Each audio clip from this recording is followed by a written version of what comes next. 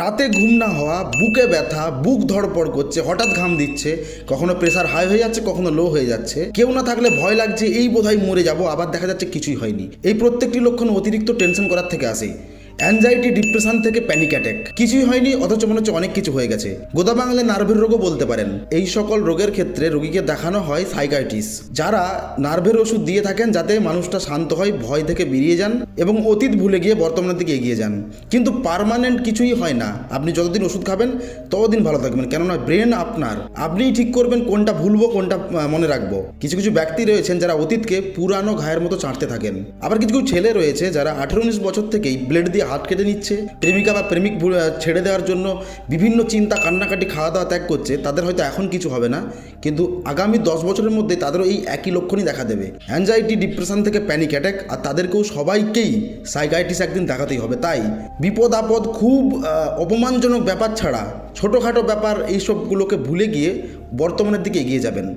আজকে আমি এই ঘুম হচ্ছে না, বুক ধড়পড়ানি, ভয় রোগ, মানসিক রোগ, রেগে যাওয়া, চিন্তা করা, হঠাৎ ঘেমে যাওয়া, বুকে ব্যথা, সুস্থ অথচ নিজেকে অসুস্থ মনে করা, বাড়িতে একা থাকতে ভয় পাওয়া, রাত্রে ঘুম না হওয়া যার জন্য গোটা শরীরে ব্যথা, আড়ষ্ট, এই সকলের একটি পার্মানেন্ট ওষুধ বলে দেব, যেটি সম্পূর্ণ আয়ুর্বেদ এবং ঘরে তৈরি করতে পারবেন। তো নমস্কার, আপনারা দেখছেন তন্ত্র মন্ত্র ও আয়ুর্বেদ সম্পর্কিত ইউটিউব চ্যানেল ন্যাচারাল পাওয়ার। ফেসবুক পেজের নাম শীতল গোস্বামী।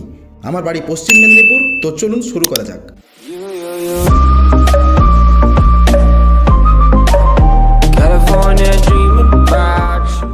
যেই লক্ষণগুলো আমি রোগের বললাম, এই প্রত্যেকটা রোগীর একজনও এমন নেই যে খুব ভালো ঘুমায় তারপরেও তার প্যানিক অ্যাটাক হয়। অ্যাকচুয়ালি যখন প্যানিক অ্যাটাক কারো হয়, সে নিজেও জানে না তার প্যানিক অ্যাটাক হয়েছে, কিন্তু তার চোখ মুখ দেখেই বোঝা যাবে কাউকে দেখে ভয় পাচ্ছে বা খুব একটা দুশ্চিন্তায় আছে।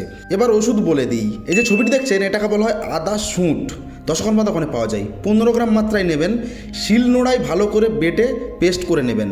আর নেবেন 24 কোয়া রসুন, 24 কোয়া রসুন, সেটাকেও শিলনোড়ায় ভালো করে বেটে পেস্ট করে নেবেন। এবার দুটিকে একসাথে মিশিয়ে আরও ভালো করে বেটে নেবেন। এবার সমস্ত পেস্ট থেকে যতগুলো বড়ি বানানো যায়, মটর কলাই বা মটর দানা আন্দাজ ততগুলো বড়ি বানাবেন।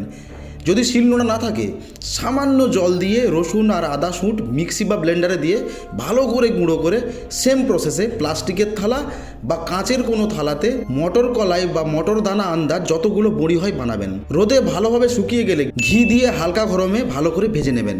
এবার ওই বড়ি সকালে খাবার পর একটি এবং রাত্রে খাবার পর একটি জল দিয়ে গিলে খাবেন। ঘি দিয়ে ভাজার পর ওই দানাগুলি তুলে নেবেন এবং ওই ঘি, যদি কোনো ব্যথা অংশ কারো থাকে কমছে না, সেখানে মালিশ করতে পারেন, কিন্তু খাওয়া যাবে না। যদি আপনি আদা শুঁট না পেয়ে থাকেন, তো 15 গ্রাম আদা ছোট ছোট কুচি কুচি করে কেটে কাঁচা দুধে আধ ঘন্টা ভিজিয়ে রাখবেন। তারপর সেম একই প্রসেসে আদা ও রসুনের পেস্ট দিয়ে বড়ি বানাবেন। এবার বলে দিই রাত্রে কিভাবে ভালোভাবে আপনার ঘুম আসবে। যদি আপনার সুগার কম থাকে, সুগার মেনটেন থাকে, তবেই এই প্রয়োগটি করবেন। এই যে ছবিটি দেখছেন, এটাকে বলা হয় বচ। আপনাকে জোগাড় করতে হবে লাল বচ। লাল বচ আপনি নিয়ে এলেন, ভালো করে থেতো করে একদম পাউডার করে নিলেন, একদম খয়েরের মতো লাগবে, লাল লাল। রাত্রে ঘুমাতে যাওয়ার সময় 1 চামচ মধুতে 1 চিমটি বচের গুঁড়ো দিয়ে চেটে চেটে খাবেন। খাওয়ার পর বেশি মোবাইল না দেখে ঘুমানোর চেষ্টা করবেন।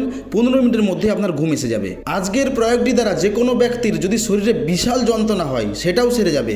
আজকের প্রয়োগটি দ্বারা যদি কারো নার্ভের সমস্যা হয়ে থাকে, এখানে সেখানে কামড়াচ্ছে, হাত পা ঝিনঝিন করছে, অসাড় হচ্ছে, বাইক চালালে হাত পা অসাড় হয়ে যাচ্ছে, তাদের ক্ষেত্রেও কাজ করবে।